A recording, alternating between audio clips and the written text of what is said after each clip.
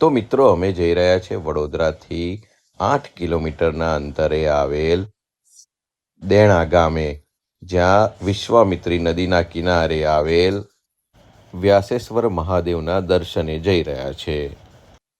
તો મિત્રો અમે આવી ગયા છે દેણા ગામે આવેલ વિશ્વામિત્રી નદીના કિનારે આવેલ વ્યાસેશ્વર મહાદેવના મંદિરે.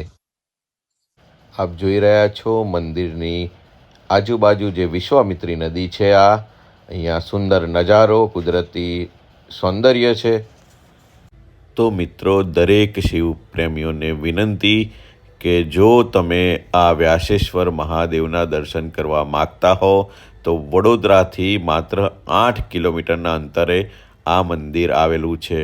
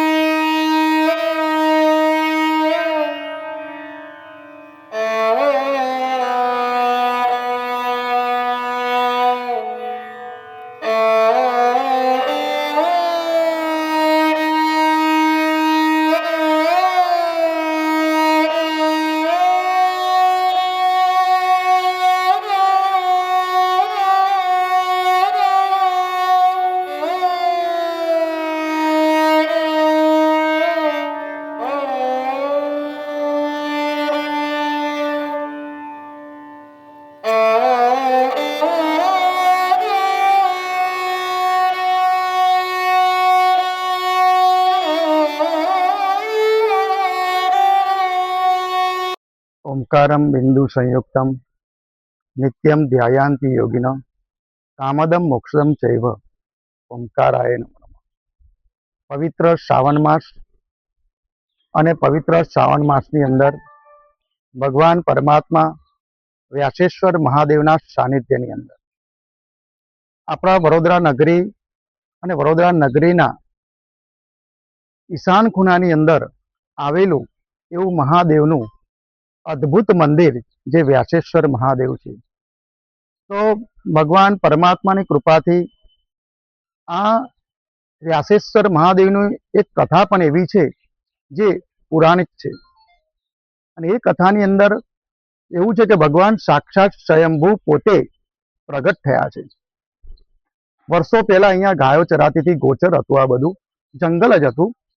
અને એ વખતે ગાયો ચરાવતા ચરાવતા એક ગાયના આચરમાંથી સદા સતત દૂધની ધારા વહેતી રહેતી હતી અને એ દૂધની ધારા વહેતી સમય જતા એ ગાય દૂધ ઘરે ન આપતી. બધા ભેગા થયા, આ જગ્યા પર આવી અને આ સુંદર આજુબાજુ જોયું, નીચે ખોદકામ કરવામાં આવ્યું અને એ ખોદકામ કરતા કરતા ભગવાન પરમાત્મા વ્યાસેશ્વર ભગવાનનું સાક્ષાત શિવલિંગ ઉત્પન્ન થયું અને એ ત્યારથી એનો મહિમા એટલો બધો વધ્યો કે ભગવાનની સ્વયંભૂ અહીંયા જે પણ ભક્ત આવે છે એની હૃદયની મનોકામના ભગવાન સિદ્ધ કરે છે. આ પ્રકૃતિ છે, અહીંયા બધા પ્રકૃતિના દેવોના વૃક્ષો અહીંયા છે આજુબાજુ. પુરાણસ્થ જે જે પ્રકૃતિના દેવો છે એના વૃક્ષો પણ અહીંયા છે. બીજું, શિવાલય ક્યાં હોવું જોઈએ? તો નદીના કિનારે. તો અહીંયા વિશ્વામિત્રીનો સાક્ષાત કિનારો છે. એ નદીના કિનારે ભગવાન વ્યાસેશ્વર ભગવાન આવ્યા છે. બીજું, ભગવાનના 5 સ્વર, એમાંથી ગરુડેશ્વર, ગર્તેશ્વર, કુંવારેશ્વર અને વ્યાસેશ્વર, આવા 5 સ્વરનો અહીંયા સંગમ થતો હોય છે.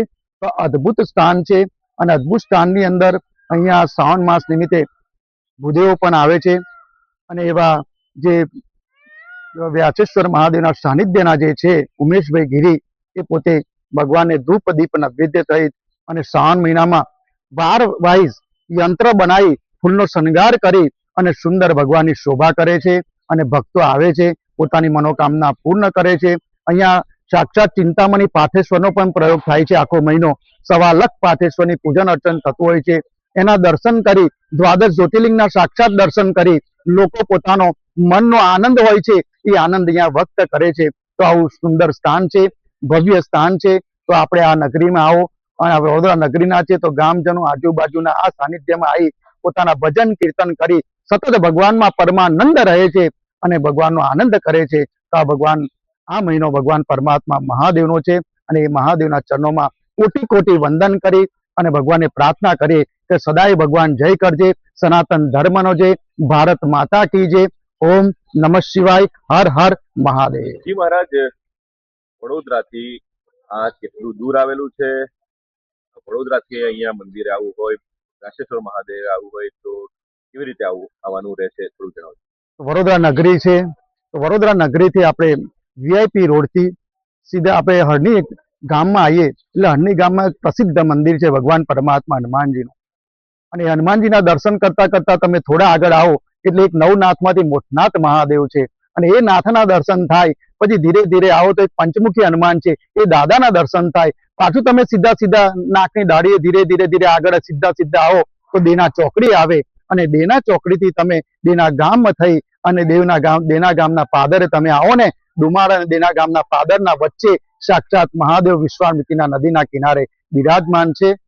તો આ સુંદર, ત્યાંથી લગભગ 5 કિલોમીટરનો ડિસ્ટન્સ છે અને લોકો ભક્તો આવી અને દર્શન કરે છે.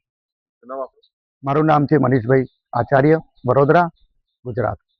તો મિત્રો, આ વિડીયો આપને પસંદ આવ્યો હોય તો અમારી ચેનલ યોગેન્દ્ર વ્લોગ્સ 85 ને લાઈક કરજો, શેર કરજો અને અમારી ચેનલને સબસ્ક્રાઈબ કરજો.